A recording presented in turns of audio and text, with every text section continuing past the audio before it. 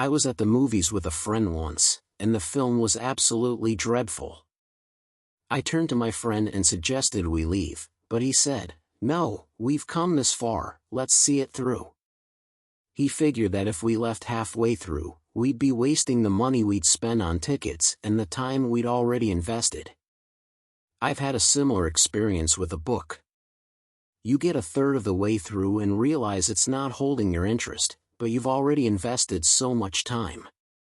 Do you keep going or cut your losses? I've also had this experience with a college course. I realized midway through that it wasn't the right fit, but I'd already put in so much effort. So, I decided to stick with it until the end. Sometimes, you form emotional bonds with these things, don't you?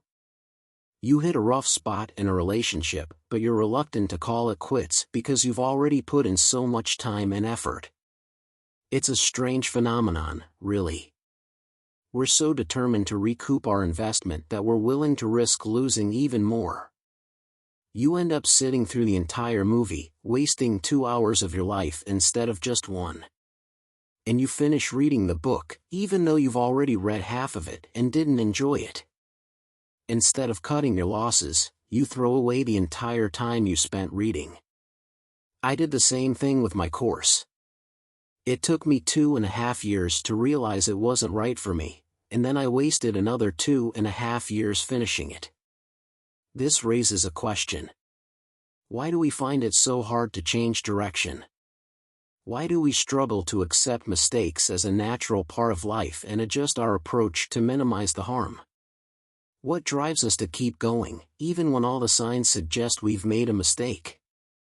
It seems that we struggle to accept that our initial choice was a mistake, and instead, we hold on to hope. We hope that the end of the movie will somehow make up for the disappointment, that the end of the book will redeem our decision to read it, that the end of the law course will prove that studying law was the right choice, or that the future of the relationship will validate our initial decision. This hope is often rooted in little to no evidence.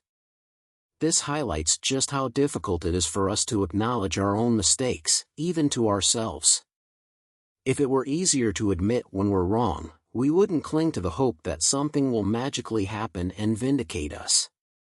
There's a flaw in the way we approach decision-making, which is characterized by indecision and uncertainty. We're naturally inclined to carefully consider each step. The problem arises when past decisions become disproportionately influential, carrying more weight than they should.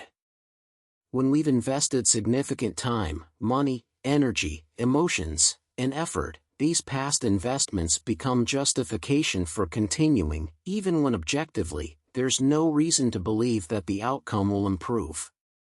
The more we've invested, the bigger our mistake, the more pressure we feel to keep going, and the more likely we are to continue making mistakes. In essence, the more we've gotten wrong, the more we're driven to keep getting it wrong. Our accumulated mistakes become the reason we keep making more. Investors often fall prey to this psychological bias. And I'm not even referring to those who gamble away their time and money at casinos. You'll hear people say things like, "Let's leave, it's just not your day." That's a ridiculous argument, implying that luck is tied to specific days, rather than being a product of our own biased perceptions of the world around us. It's as if people think luck is doled out on a schedule: even days, even months, odd months. The reasoning that follows is even more absurd. The idea is that since I've only lost up until now, and lost big, it's about time I won. There's an underlying assumption here, a belief in a balance between good and bad fortune. We think that if we've had a streak of bad luck, good luck is bound to follow. This idea of equilibrium between luck and misfortune drives our thinking. We believe that if we've only experienced losses so far, it's because our luck is about to change. We think that after 10 years of bad luck, our fortunes will eventually turn. But this kind of thinking is misguided, superstitious, and irrational. Why? Because chance is inherently unpredictable and defies logic. If chance followed a logical pattern, we wouldn't call it chance. Maybe from a divine perspective, chance has a predictable pattern, but from our human perspective, chance is simply unpredictable and defies explanation. We don't have the luxury of seeing the world from a godlike viewpoint, so chance remains a mysterious and illogical force. If chance is unpredictable, where does the notion come from that good luck will follow bad luck? In reality, what often happens is that a streak of bad luck at the casino depletes your funds. Similarly, after years of struggling in a course, you might face academic dismissal. And after a string of mistakes, you might experience a complete downfall. So, why do investors continue to throw good money after bad, simply because they've already invested so much? The question is, why do we behave so irrationally? The answer is, to appear consistent to ourselves and others. By following through, we convince ourselves that we're reliable and trustworthy, someone who can be counted on. Contradicting ourselves undermines our self-confidence and the confidence others have in us. When we abandon a project midstream, we create an image of ourselves as uncertain and indecisive. It's unsettling to interact with people who no longer trust us. We press on with our endeavors, creating an illusion of coherence, even though we know this facade will ultimately lead to even greater failure.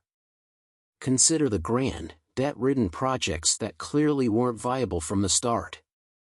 Yet, many people saw them through to the bitter end, risking everything to maintain the appearance of coherence and conviction in their decision-making. Time and again, we've seen endeavors that were destined for disaster from the outset, such as the Vietnam War or the Crusades. Ironically, as these endeavors began to show signs of premature failure, they somehow managed to attract even more resources, ultimately culminating in economic and financial ruin for those who championed them.